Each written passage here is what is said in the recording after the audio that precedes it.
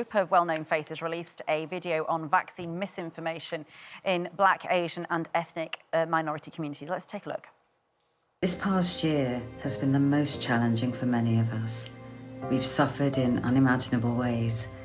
But we will find our way through this, and we will be united once again with our friends and our families. All we have to do is take the vaccination.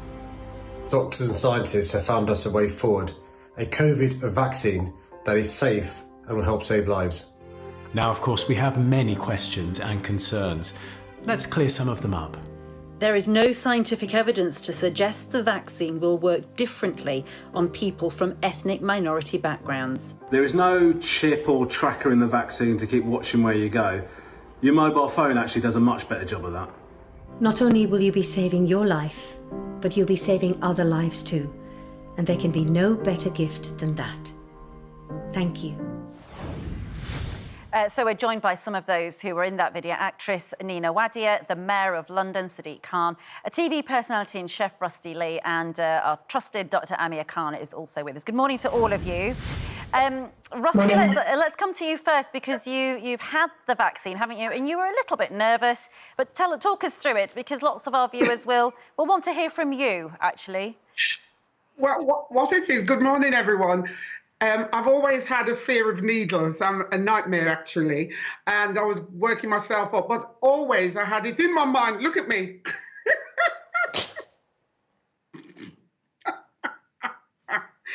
Oh, lots of fingers are going. Was it as bad as you thought it was going to be then, Rusty? You said you worked yourself into a little bit of a frenzy beforehand, but it was all over and done with very quickly, wasn't it?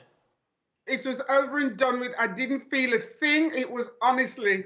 It was brilliant, and the nurses were amazing. Everyone's so kind. And the thing is, I'm taking this vaccine because I've taken it because I think, you know, what's the alternative? We all have to help each other and get through this together.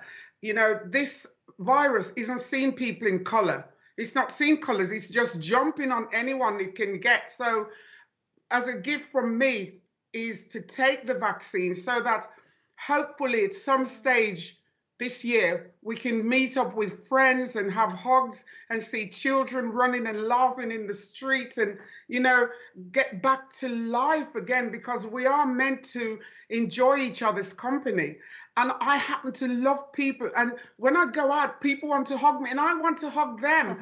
So I think I'm doing my bit, and I hope that my Caribbean people go out and get the jab. Do you have any idea, Rusty? Because the thing, I think all of us, you know, we're all on screen here. I mean, I'm still scratching my head to figure out where this reticence is coming from and what's behind it. And I suppose every individual will have their own particular reason. Rusty, can you understand why, you know, people of your generation and of our similar backgrounds have got this fear? Because Sadiq Khan said there is a huge disparity in percentage-wise now of who is taking the vaccine. And people from non-white backgrounds are way down the list.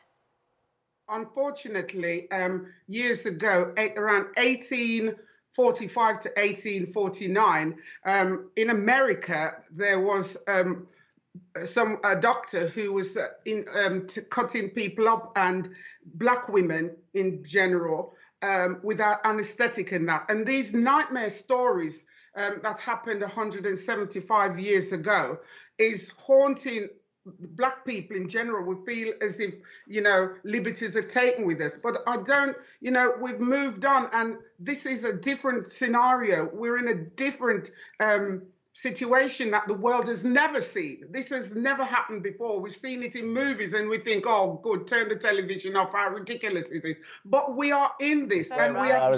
Yeah, we're in a undoubtedly. script, aren't we? I mean, Sadiq, maybe we can come to you because, of course, as the Mayor of London, it is within your remit to try and get as many people within London to take the virus. I mean, there was a sort of major incident declared last week. I think 1 in 30 Londoners has had COVID as things stand, and yet the take-up in London is one of the worst in the entire country.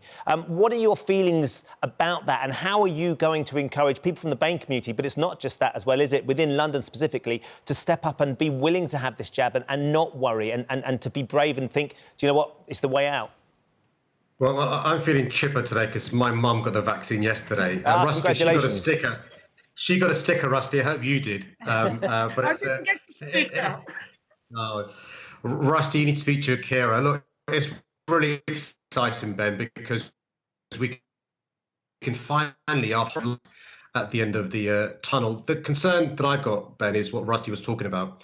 Many people from my background, Rusty's background, Nina's background, Amir's background, they've heard stories from their forefathers and foremothers about how drug companies misuse their trials on our communities, but also many of our communities, for sometimes genuine reasons, have a distrust for authority. Unfortunately, this virus has had a disproportionate impact on people of colour. We're seeing more Black, Asian, minority ethnic Brits losing their lives when they catch the virus. More of our communities are catching the virus, but unfortunately, fewer Black, Asian, minority ethnic Brits are taking the vaccine. And why I want to thank Nina, Adil Ray, and all those people who gave up their time to make the video is they can speak to people in relation to reassuring them why this vaccine is safe. This vaccine will save lives. And so, look, you trust your GP like Amir, you trust your pharmacist, you trust our leaders in other issues. Trust them when they tell you this vaccine is safe. And Nina, for you, this became a very personal matter quite early on in the pandemic, didn't it? Which is why you've put your force behind this video and you want to speak about it. Absolutely. I lost a very dear friend of mine, a mum, aged 54. And this is when we were told that this was a virus that was only affecting people above the age of 80 at the time. So I knew quite early on that this isn't a joke, this virus. We need to take this very seriously. And that's why I was so thrilled to be a part of this campaign. It's really, really important that people take this very seriously. And if they have the opportunity, they get the virus. And right now, taking get the vaccine. And it's really important that they have it. It is the only way out of this pandemic currently. And you talk a little bit about the religious aspect as well, don't you? You know, I come from a religious family. And I know certainly, in terms of communication, in lots of Asian families, they don't really watch a lot of English channels. I mean, we have Indian channels on all the time in my house. So, Nina, what do you want to say about that, about the religious aspect, about, Amir was talking about, just earlier, it's God's will, that sort of approach. Yes, there seems to be a lot of thinking that the older generation in all the different religions, whether you're Hindu, Muslim, Zoroastrian, it doesn't matter, there's this thinking that actually let God sort this out, not us. And I will always say, Dava and dua, translated, means medicine and faith go hand in hand. And you must remember that and encourage anyone who's of an older generation to respect that and believe that, because they do go hand in hand. And again, it's the only way out of this pandemic. I think in the video, somebody says that actually one of the doctors involved in developing one of the vaccines was himself Muslim.